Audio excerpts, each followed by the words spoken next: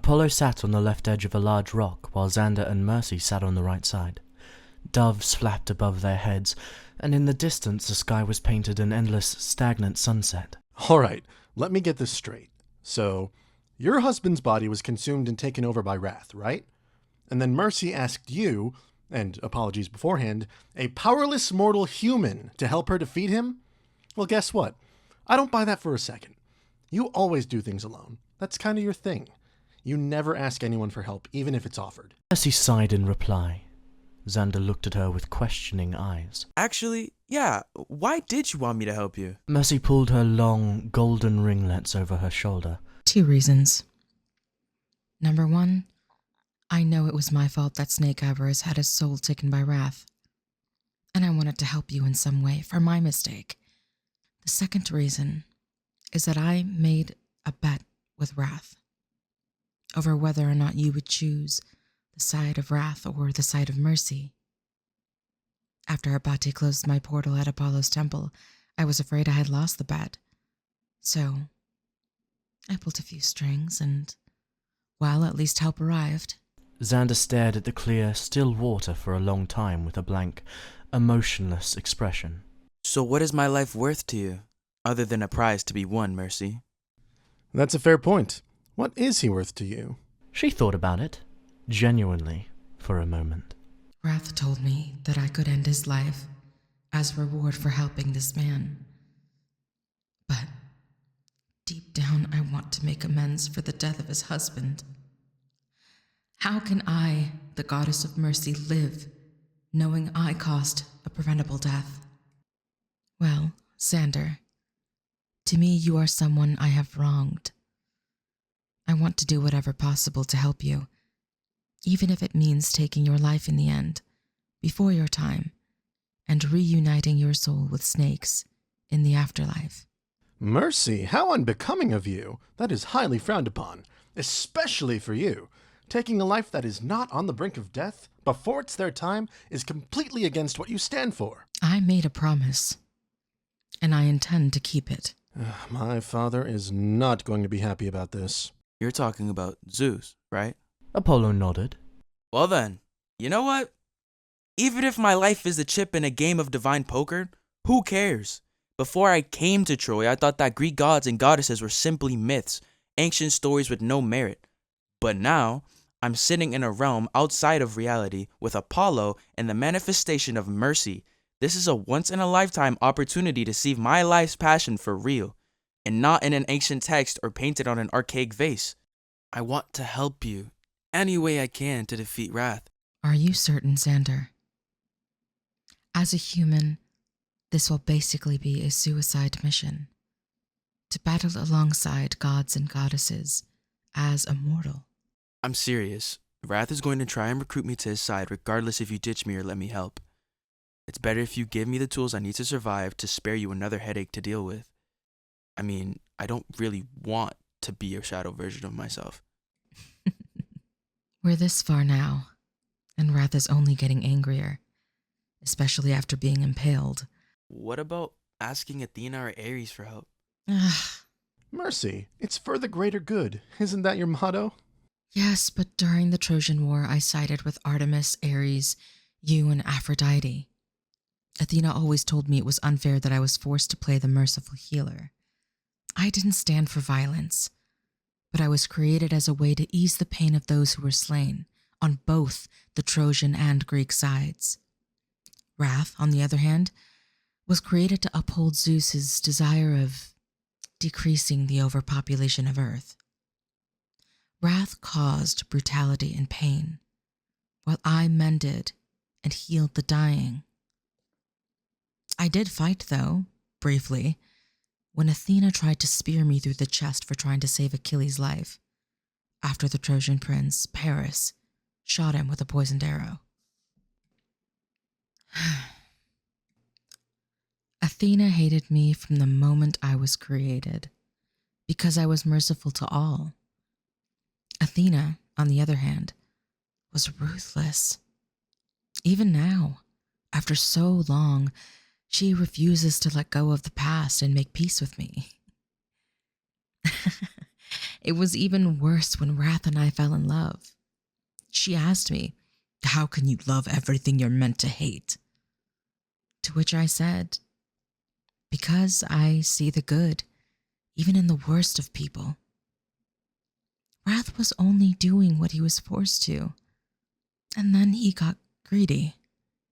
He challenged Zeus by saying problematic things like, "I will create more chaos than the Titans." I mean, rightfully, Zeus took that threat seriously, just in case, and asked me to shackle him to a plaque in the tomb dedicated to Wrath in Troy. We both have abilities that can conquer and counter one another. If it wasn't me shackling Wrath, it would have been Wrath shackling me. Xander listened with a beaming grin to the story of Wrath and Mercy. He loved Greek mythology, and these were the stories which he had never heard before. It was as if Mercy and Wrath had been disregarded, removed from the narrative in favor of the more powerful gods and goddesses. What about you, Apollo?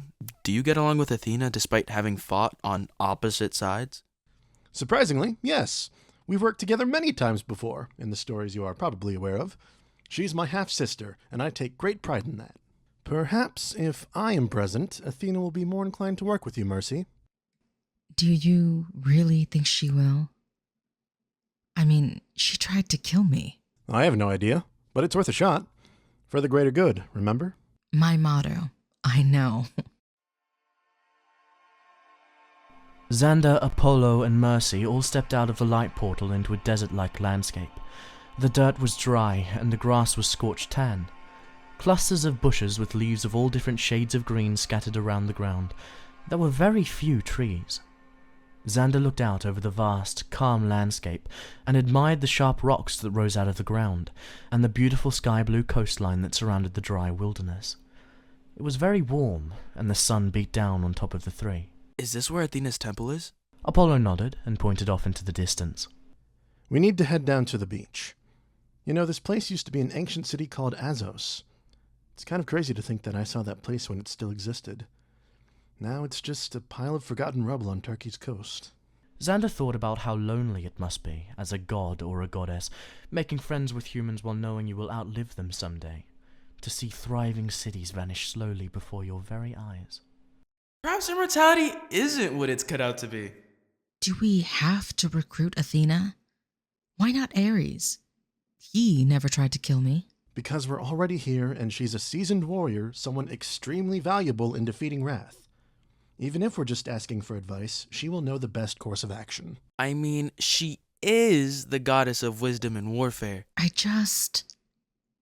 don't want to cause any more bad blood between us. Apollo placed a comforting hand on her shoulder and turned her to face him. Neither you nor Athena have seen one another in the last 50 years.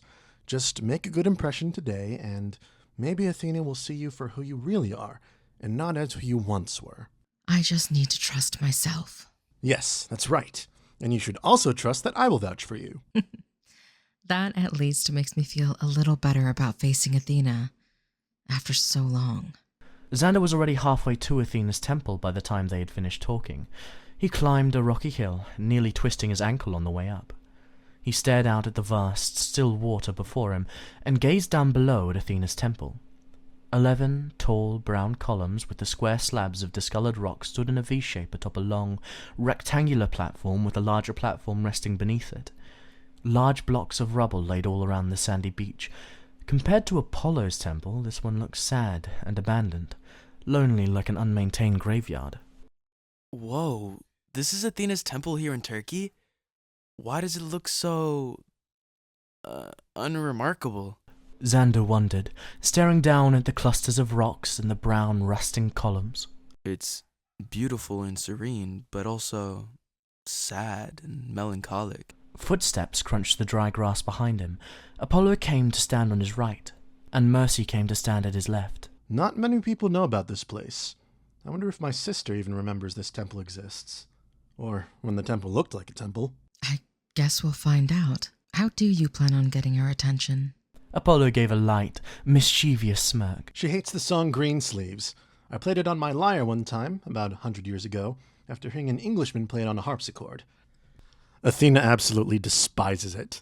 Greensleeves? Greensleeves? Yeah. He raised his right hand, and in a sphere of golden light a golden lyre manifested. He closed his eyes and gripped the thick edge.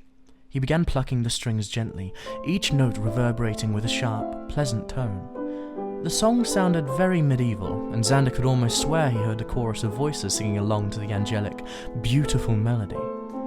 Before he could get lost in the sound, a harsh thud landed behind him, followed by the sounds of heavy footsteps in metal. Enough! Apollo immediately ended his song and spun on his heel to greet his sister. There you are, Athena. I was wondering if I would be able to get to the end of the song before you descended to stop me. The goddess of warfare was a tall, stern woman with an olive complexion. She had intense grey eyes, a firm jawline, and long, wavy brown hair. She wore a golden chestplate with intricate organic designs, along with a matching ornate helmet that framed her face but didn't cover her eyes. A white skirt with a slit down the right thigh accompanied her chestplate elegantly, and in her right hand she firmly held a polished wooden spear and a gold blade at the end. In her left hand she gripped a large, round golden shield with Medusa's face and snake hair ornamented on the front. Why, might I ask, are you playing that infernal song for me at this abandoned temple on Turkey's coast? Mercy looked like she wanted to flee at the sight of Athena. Mercy, long time no see. Why are you here with my brother and this human? Mercy took a deep breath and stepped in front of Apollo to face the goddess of warfare. I know we haven't been on the best terms, Athena, but we need your help. Wrath was released from his shackles and threatens to throw the human world into chaos. Apati has joined him, and we need to make sure he doesn't recruit anyone more problematic to his cause. Wrath has escaped and is working with Apate. All right then. But what about Mercy herself? She refused to spill blood during the Trojan War, refused to kill, and now she is faced with a battle all her own. Will she be able to defend herself and defeat Wrath? All right, Mercy. If you want my aid, you're going to have to prove you're willing to pick up a sword and fight. No more of your everyone deserves mercy ideology. You aren't a princess, you're a goddess, and it's about time you wielded your divine sword. Mercy didn't have a second to think before Athena's spear was pointed in her direction. What are you doing? I'm helping you. Now, defend yourself. You have no choice. Fine. Mercy ignited a ball of light in her palms. It rose in the air, and she reached her hand within and pulled out a clear, diamond sword with a curved golden handle. Her hair changed to a long braid, and the golden dress changed into a suit of gold armor, similar to the one Athena wore, with a helmet that covered her eyes and nose in the shape of a dove's beak. On the back of her chestplate, a set of dove wings were carved into the gold. I remember the last time I picked up my sword, and regrettably, it was to save my skin against you. Let's see what you can do. Apollo pulled Xander back. They watched as both goddesses jumped off the cliff edge and landed on the sandy beach below. Clouds drifted over the sun, casting a shadow over Athena's temple. Athena was the first to attack, but Mercy parried with her sword, causing a ringing metallic clang to erupt. They slashed and lunged at one another, ducked and dashed, and water splashed as they fought close to the edge of the beach. You were always weak, Mercy, healing soldiers from both the Greek and Trojan sides, yelled Athena, slashing Mercy's shoulder with her spear. Blood dripped from the wound as Mercy brought her sword up to block another rough attack. If the world didn't need to be balanced by divine forces, you and Wrath wouldn't even exist. How does that make you feel, knowing you no longer have a true purpose? Something dark resurfaced in Mercy's eyes at Athena's last statement. The goddess of mercy disappeared and reappeared in several places, trying to confuse the goddess of warfare. After a moment, Athena couldn't even tell where Mercy was. There were multiple buzzing versions of her appearing and disappearing all around her. She held her spear in a defensive position, but before she could do anything, a heavy impact shot through her shoulder. Athena looked down, saw blood dripping from the tip of Mercy's clear blade, and smiled. Mercy slowly pulled the blood sword from Athena's shoulder and dropped it in the water. I'm glad to see you've grown a spine over the years, Mercy.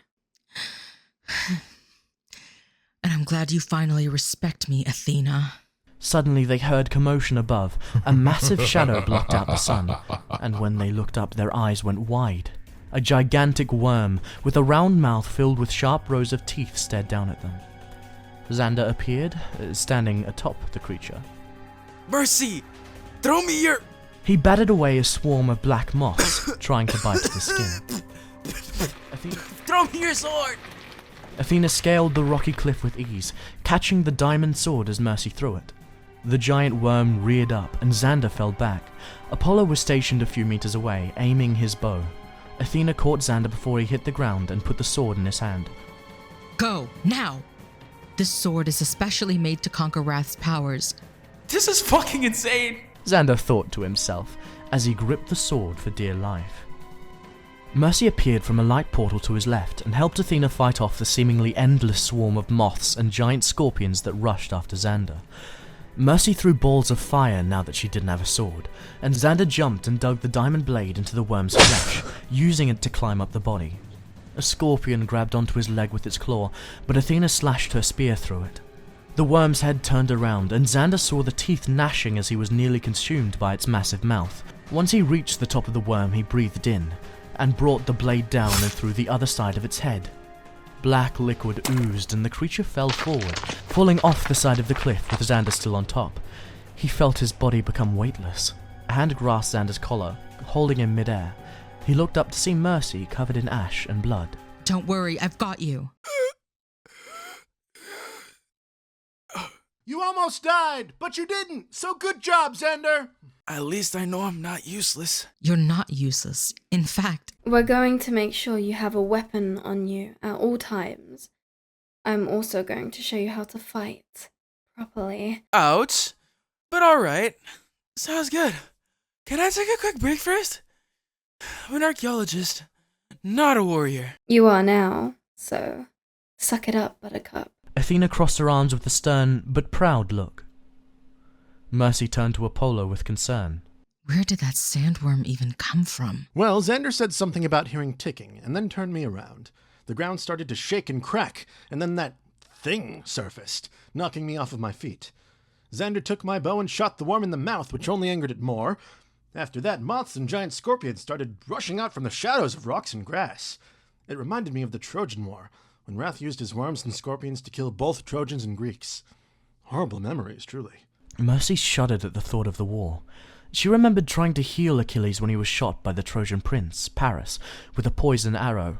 Her effort in vain, as Achilles died that day. It didn't matter to Mercy who was good, who was bad. All that mattered was human life itself. And so Mercy was born, to balance Wrath's death, destruction, and bloodshed. If a life couldn't be saved, Mercy made sure they no longer felt pain and died peacefully. I remember everything. Athena rolled her eyes, having seen the war as a chance to show her skills in battles, and nothing more. Hey, it's over now. Water under the bridge. What's the use in reminiscing about something we can't change? If you want someone to blame Aphrodite. She started it. Guys, the sky? Bright bolts of lightning cracked and flashed angrily. The wind sounded almost like a deep, disappointed voice. Oh, great. What's going on? It's not... Oh yeah, this is no normal storm. It's Zeus for sure. Is that bad for us? Apollo nodded to Xander, eyeing the sky warily. Thunder roared, and the wind really did harbor a deep, male voice. My son, Apollo. Daughter, Athena. The goddess Mercy. And Xander Grail, the human. You have caused quite a stir in the mortal realm. So much so, we here on Olympus can hear it. Apologies, Father. Wrath has escaped his shackles, and we are working to cage him once more. Wrath? As in, Wrath whom Hermes turned into a creature of horrors? Yes, Father, the very same. In fact, Wrath is working with Apate, and may be plotting to gain the trust of even more sinister characters. This was particularly concerning to Zeus. Although it was unlikely Wrath was plotting to somehow free the Titans, he was still afraid of the possibility. What is the significance of this human man? Mercy stepped forward and looked into the eye of the storm. I made a bet with Wrath over whether or not Xander Grail would side with me or give up his soul to Wrath. I intend to win this battle. Everything that has happened this far is my fault, and I made a promise to Xander that I wish to keep. Very well then. Bring him along. I would never normally allow a human to enter Olympus, but seeing his Wrath will most certainly obtain his soul while you are not present, it seems imperative that he stay under your gaze until the situation is sorted. Athena and Apollo nodded, while Mercy and Xander's attention were on the low, slow ticking in the distance.